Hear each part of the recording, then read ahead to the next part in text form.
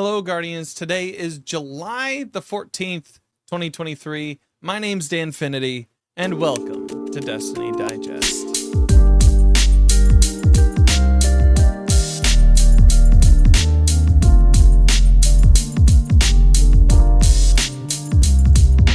Thank you guys so much for listening to the show. It means a lot to me. We're approaching a year coming up on August 26th, which is kind of nuts. That means that I've been doing this for a year, and the time has literally just flown.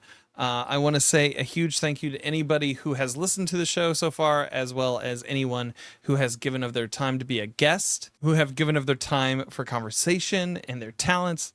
It all just means a lot to me. First and foremost, before we get into some Destiny news this week, I'm going to do a little bit of housekeeping here. You'll notice that this episode is considerably short. Just because we were going to have Professor Broman on the show to talk about GCX, which is coming around the pike. We were going to have him on the show to talk about that, but due to a family medical emergency, he was unable to do the interview this week. That will happen next week, so be prepared for that. I hope for a speedy recovery to Amy, and nothing but the best to both of them. Speaking of GCX, I will be there this year. I'm really looking forward to meeting so many other creators and community members within the Destiny 2 community. It's going to be a blast. While I'm there, I will have several of these little pins. They are little bearded heart emotes that usually come from my Twitch. I had a bunch of these little pins made, and I'll have some with me at the convention.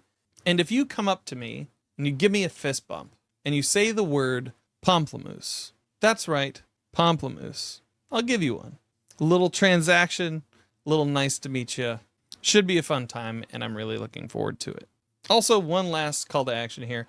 I am a part of the Bungie Day Giving Festival. Last week, you might have noticed that we included a link in the notes for the show. I'll also be doing that here. So far, we've raised $2,100. That means that I've gotten rid of all of my glaives. I will now be a Titan main for all of Season 22.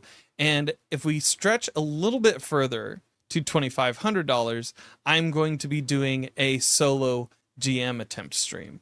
This campaign has been a lot of fun to do, and I look forward to raising more money for the Little Lights. Now, into the news of Bungie and Destiny 2. As reported by IGN, Bungie has won $500,000 in a Washington court from the defendant Jesse James Comer, who failed to turn up to the proceedings. Jesse James Comer launched a harassment campaign against a former community manager, sending them pizzas to their home address and giving threatening phone calls, all for promoting past guest Amaze through official Destiny 2 channels. The harassment had violent implications and racial overtones to everything that he was doing. So the court in Washington ruled for Bungie in their quest to receive damages from Jesse James Comer. To quote the article, it says the new precedent will allow employers to recover the costs incurred while investigating the identity of an anonymous harasser and putting a stop to their actions regardless of whether other causes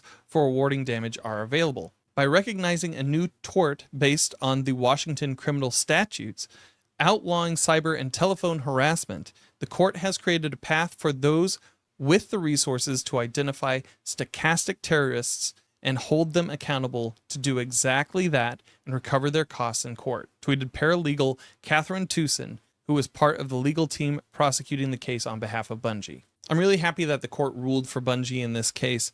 I don't feel like anybody should feel unsafe in their home, unsafe in their gaming space. Gaming is something to be enjoyed and shared with others, and rooting out bad actors like this, while an extreme, I feel is necessary for gaming communities going forward. Hopefully, other gaming companies will see this and realize that they have actions that they can take if things get this severe. In Thursdays this week in Destiny, we got some changes to mid-season Crucible updates. A couple of the patch notes, they fixed a few out-of-bounds spots in various maps, and Whisper of Chains gets reduced damage reduction in PvP from 15% to 5%. Respawning changes will come to Control and Clash. The goal is to get players back into the action quicker with respawns nearer to friendly players, but safely. Bungie notes that the changes that they are making to spawns hopefully won't place you in the middle of a firefight. on Respawn. For competitive division matchmaking, they do note that there were some issues with how your points were attributed to you based on your target skill and your ranking. So in Season 21, they made some changes. Quote, competitive 3v3 matchmaking rating is calculated based on both rank and skill, with the goal being to improve the ladder climbing experience while maintaining competitive integrity and match fairness. For the future, they are looking at a few changes, like adjusting the rank to skill limiting so that it doesn't limit at all if you're above your target skill. And 2, loosening up the division points throttling that they do if you are too far above or below your target skill.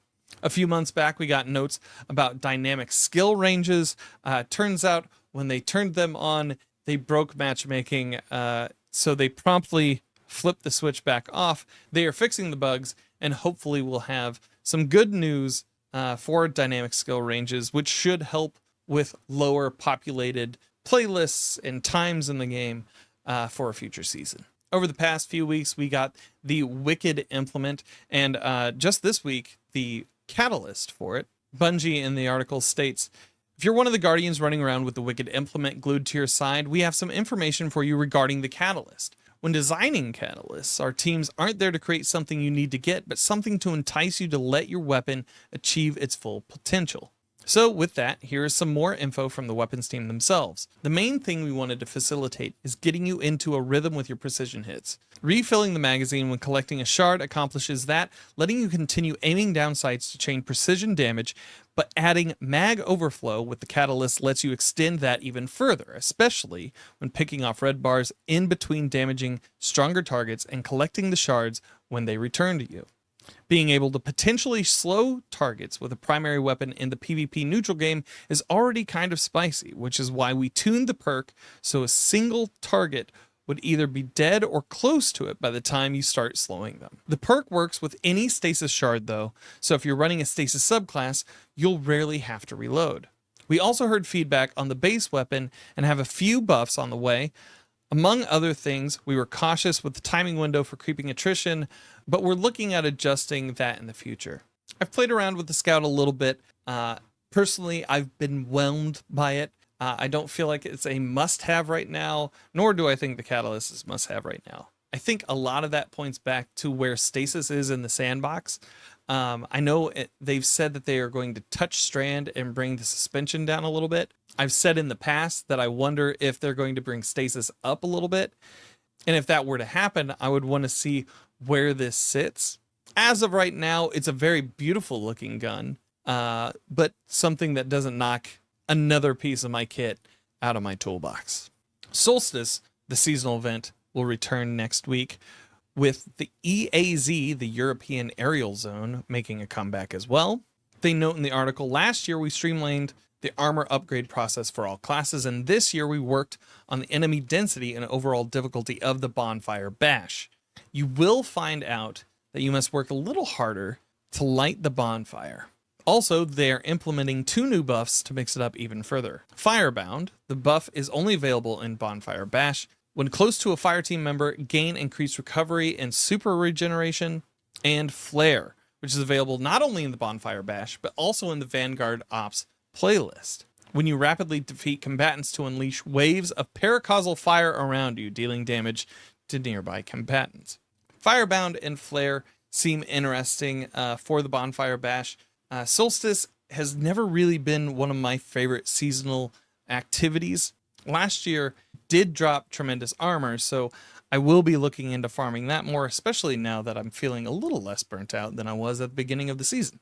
We get a pretty good look at some of the armor sets. I've had friends say that they look a little Final Fantasy 14-ish. The armor has always been kind of gaudy and gauche for my tastes, but to each their own.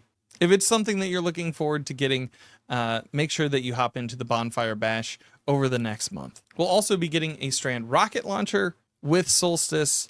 Once again, don't know until we see the perks, but maybe it'll have something crazy that'll knock something out of your kit. Outside of that news, this is the last week to get a hung jury before it comes out of the rotation for loot in Nightfalls. You have until Tuesday to get that. Community Manager Sam also notes that it is 5 weeks away from August 22nd, which is when they are going to be doing the Destiny 2 showcase for the final shape and possibly what's beyond. That'll be taking place at 9 a.m. Pacific time, so that'll be noon Eastern.